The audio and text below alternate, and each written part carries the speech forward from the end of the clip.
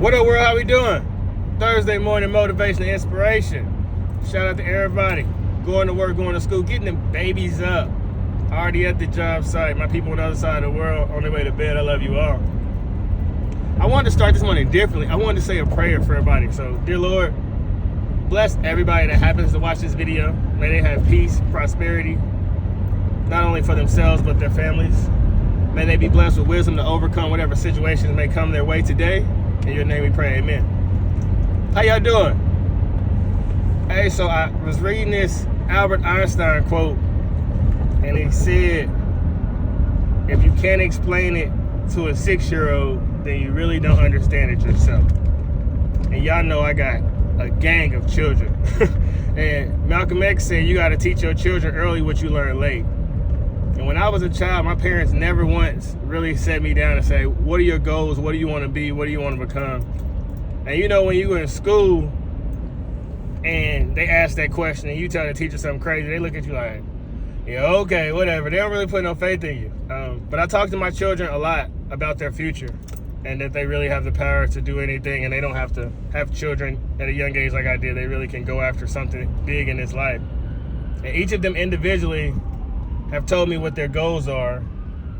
And the way I explain it to them, and I want to share with the world, is we've all seen American football. I don't want to say football because soccer is considered football in some places. Shout out to my people. But I tell my children, think of the concept of football, a running back. The quarterback hikes the ball, and when he hands it off to the running back, obviously his mindset is to get to the goal, as your mindset is to get to your goal. And he has to go forward. Sometimes he has to go backward. Sometimes he has to spin. He gets knocked down a little bit and he stays on his feet. He has to hit him with the Heisman, break through 3 or 4 tackles, see the safety coming, he's facing them head on, going at him, hit him with a juke, and he gets to the goal line. And that's how you should view life. Every single one of us is a running back. Well, that's what I tell my children, every single one of them. You are a running back of your team. The team that you play for is whatever said goal you have. So my goal is to inspire people. So I guess I play for, y'all can let me know in the comments something that sounds good. I don't know, I'm just messing around. But that's what I really teach my children, that perspective. And a lot of the way I parent my children is from Albert Einstein, a Napoleon Hill, a Malcolm X type vibe. Like I tell them the truth, but in the most respectable way possible, because it's a way to tell somebody the truth without demonizing them and breaking their heart at the same time. And we know the world is sensitive and cruel. We know if you come at somebody sideways, they immediately not trying to hear what you're saying at all. Everybody goes 0 to 100 real quick. Yeah, especially on the internet, behind cameras, people really get like a thrill of talking reckless to other people or being mad, disrespectful, and hurting people's feelings and triggering them. And it's like, bro, we know we live in a world where everybody got some trauma. Why are you trying to pull that out of them? Like, the average person is getting on their phone to escape their reality. And when they escape their reality, all they find is stuff they want to pull their spirits down. If anything, after you hear me talk, it make you want to put the phone down and go do something in nature. Go work on yourself. Go create something. I don't want you to sit here angry. I think it'd be crazy for me to make content just criticizing people. That shit wild to me. But I hope you are the running back of your said goal, your said desires in life, whatever they may be. If that's getting closer to Christ, if that's having more money, a better job, a better car, a better relationship with your children, a better relationship with your mama and your daddy, whatever you want in your life, turn the TV off and go get it. I think it was Pascal, he said, all men's problems come because they can't sit alone in the room by herself. Like every really issue that you have is with another person. You know, who has an issue with themselves, truthfully? Don't you like yourself when you're sitting by yourself? And if you can't be calm alone, if you need something to distract you, a phone, a computer, then how are you going to ever be calm in a relationship with another person? And you're always by yourself until you scroll social media, and then that could bring a positive or negative experience. You know, our brain loves to search for negative things. It loves to worry. And so you got to try to balance it out. I think I was listening to Bruce Lipton yesterday, and he was talking about that as well. You know, how our brain has evolved from, you know, being the same hunters and gatherers that we are to where we're wired to look for fear, to look for a threat. And that stops a lot of people from ever growing. I don't watch much TV, and I will say, when I did used to watch TV a lot, like 2015, 2016, I did have like anxiety vibes. I still remember watching CNN when Trump won, and like the music was real dark. It was real like gloomy, devilish kind of vibe. I remember going to work the next day and everybody was crying. It was a really weird time in the world. And that's when I turned the TV off and start reading and start looking for new information in the world. And here I am connecting with people all around the world. I'm so grateful for y'all. I'm so grateful for the wisdom that y'all like being able to communicate with people in the South, asking questions like, you know, is Bubba equivalent to nigga? And some people say in a sense, some people say no, a lot of people laugh. Like, I'm open with having conversations without being offended, right? Like, I'm naturally curious, but being curious may come off as offensive sometimes. Everyone should ask questions, I believe, right? Like, if we can't ask questions about each other, how do we ever learn? We born into a world that you're just automatically default supposed to know if you not black, you can't say nigga. Like, where do you learn that at? Do you pop out of your mama knowing that? Like I said, I didn't know I was poor until the world started telling me I was poor, because I didn't know that, like, you had to have Wonder Bread, you know, that you couldn't have always saved. I didn't know that, you know, catching the metro was bad, that you were supposed to have a family car with a garage and a picket fence. Like, I didn't know all these things were the quote unquote standard. I had mama, I had daddy, my brother was there with hella kids that lived next door, and that was it. But I fast forward and I look at life now, and these kids that grow up in these inner cities, right, where it's a ton of shooting, ton of violence, it's all over TV, they have no idea that the way they living is wrong. A lot of people can't get that concept. They're like, nah, man, you just naturally know better. I'm telling you, how, when everybody around you does it? When the rappers do it, when the NBA players do it. So it's like the Ja Morant situation is different because he has a role model, he has a father. But for a lot of these young kids, you know, let's take like a King Von, for instance, you know, a Lil Durk. They real life had no positive influence at all. So even today, if they had to start, let's say, just studying Malcolm X 100%, they would have to unlearn a lot of the things that they've been taught by society and relearn. And Dr. Joe Dispenza says by the time we're 35, 95% of us is a computer. And Kanye said once you become a Hollywood star, you stop growing up. You just stay at that age because that's the age that got you successful. And I think it was Brian Tracy I was listening to that said, you have to learn, because all the information that you currently know in 2.5 years, it'll be obsolete. Like, you'll be behind. And that's what the biggest disconnect in the world is. Like, if you grow up in a trailer park and all you see is trailer park culture and you don't see anything bigger, then you'll think that's what you're supposed to become. The reason that these kids are becoming all trappers and rappers, and I finally understand why it's migrating all in areas outside of urban environments, and it's because the lack of parental relationships. A lot of kids in single parent households, mothers have to work, so kids are naturally going to gravitate to what's cool. And that's why I worked at a school for the last 6 years, so I understand the influence that being in shape and having tattoos and being able to play basketball really good has on children. Blows them the hell away. My children are so close to me because they see their daddy hoop, so it's like that's a natural, like, I want to be around that. I still do backflips, and I see that's the disconnect in the world, that we need more men.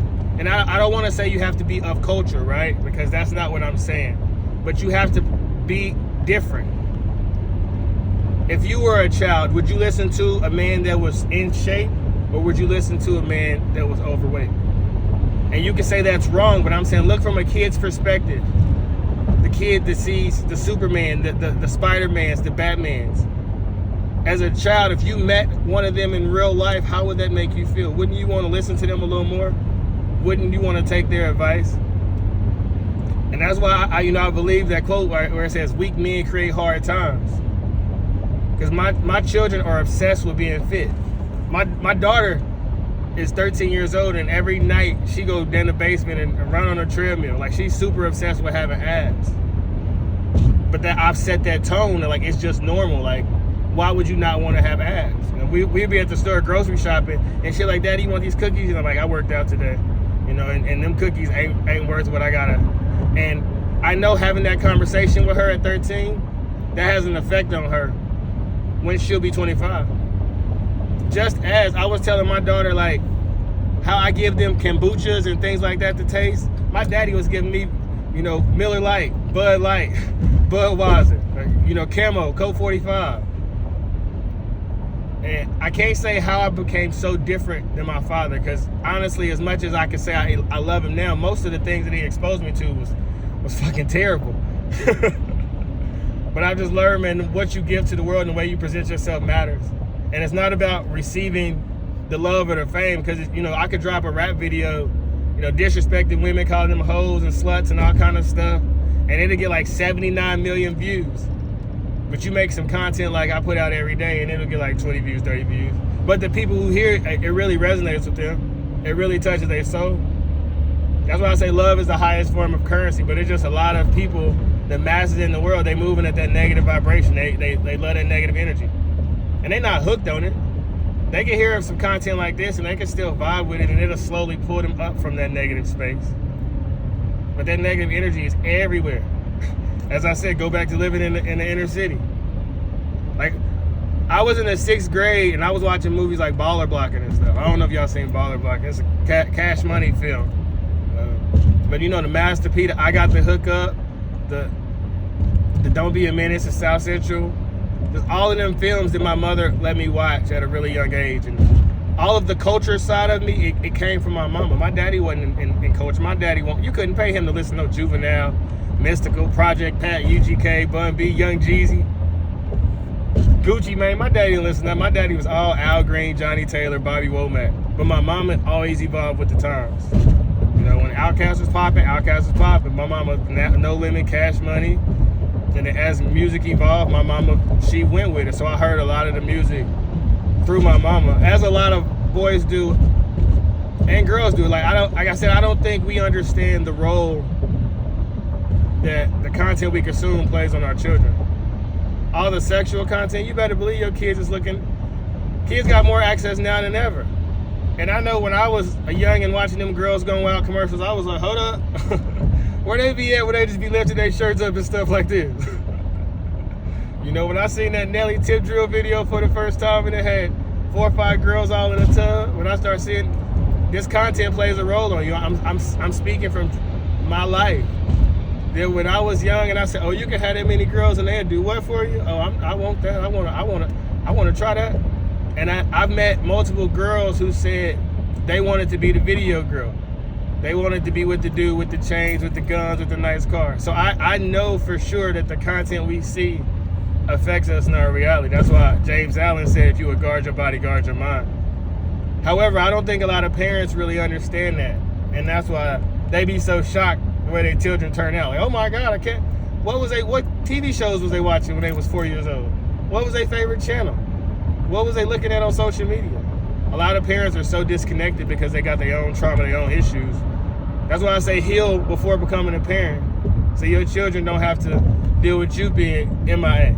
And that sucks because we all become parents at different ages. And I cannot say why me becoming a parent popped me upside of the head. And I don't know if it's me becoming a parent or like losing them 2 children and my mom. I really kind of feel like it's the combination of being a parent, but also my mother overdosing. Because if we being truthful, I think most black men in America suffer from mama's boy syndrome. I know I did. You could do no wrong in mama's eyes. I was 18 with 3 different girls pregnant, and my mama was like, boy, it ain't your fault. Hey, no matter what I did, mama was like, it's all right. It's okay, boo. Don't worry about it, boo. You know, boo, it's okay. But when she died, it wasn't nobody in front of that mirror. I had to really hold myself accountable for my actions and what I was doing. And I know it's a lot of men who understand that, and women, but we all reach that at a certain level in our life, and we really say, I'm responsible for this, what I'm going through. Because the world gives you a million excuses. It's the white man's fault. It's 400 years of oppression and slavery. It's because of the Civil War. It's because of the Declaration of Independence. It's because of Juneteenth. Like, you know, they're going to keep giving you a reason to not look at yourself in the mirror and say, hey, I need to change my actions, my behavior. I need to change the music I'm listening to when my kids in the back seat. I need to change the movies and the TV shows that I'm watching when my children are at home. And until that happens, nothing will change. But if you vibing out to that new little baby, oh, you best believe your children in the backyard gonna know the same words too. My son, we've been on a country kick lately because I just try to show my children there's so many different types of music in the world. You don't have to be boxed in. We listen to a lot of like saxophone covers, violin covers. I play a lot of audiobooks just on the TV, just randomly. Because I understand right now it bores them. I put an audiobook on TV, you look up 10 minutes later, all the kids asleep. They got covers over their face. But I know when they like, you know, 25 and 28, they're going to think back and hear some of these concepts. Like, damn, this is what my daddy had me listening to? I don't know the effects of how I'm parenting my children, but I know how my parents raised me and what I wasn't exposed to. And I look out in the world, and the one thing when you listen to people that have a lot of pain, a lot of hurt, they don't have a good relationship with their parents. It's people who, like, they have so much pressure on them to be successful because their parents are millionaires and billionaires, so they do whatever they can to become extremely successful, and they wake up every day hoping they don't wake up. Because of the pressure and the relationship with their parents, that they just wanted a hug. They just wanted them to throw the baseball with them outside. They really want to have a law firm like their parents did, or they don't want to have to be a doctor just because their mom or their dad did. So I'm raising my kids to be yourself. You know, in a world that wants to tell you who to be and what to become, ignore those noise, ignore all those stereotypes. And I'm telling y'all as well, like, I promise this is really the way I raise my kids, because like I said, we are a new energy. And I've never been a parent before. I can't say if I'm doing what I'm doing is right or wrong, or I'm making bad decisions. You know, but I look at the world and I see, man, a lot of people don't have a close relationship with their father. And to my babies, I'm Superman. I promise you, and I encourage more men to do what you got to do to become Superman in your children's eyes. We all face some type of adversities. You may have a bad relationship with their mama. They may live out of town. But just start writing them a letter. If you have no contact with your children at all, create an email address and just type an email every day. And if you get in contact with them, give them the password. And give them the email address, let them look it up. Like, do whatever you have to do to shine in your children's light. To all my mothers that, you know, are single or married or working 2-3 jobs, do whatever you can to show a little more love to your children, a little more patience, a little more understanding. It's easy to, you know, be stressed on your kids when life is hard. As, like I said, I've been there. I had 4 kids before I was 25, so it used to be really hard to handle all that and have multiple baby mamas. And God, man, I'm so glad them days is over and I get along good with both my baby mamas and my wife. I didn't make it. Nigga, we made it. But yeah, man, just try to be a little more patient with your kids. Show them a little more love, hug them a little more, talk nice to them a little nicer, and it'll pay long-term dividends. It may just need to be a little faucet drip every day, and then it'll become a habit, it'll become something great. But share love with your children, and they go to school, share love with their peers, and, you know, we'll do our thing to change the energy of the world.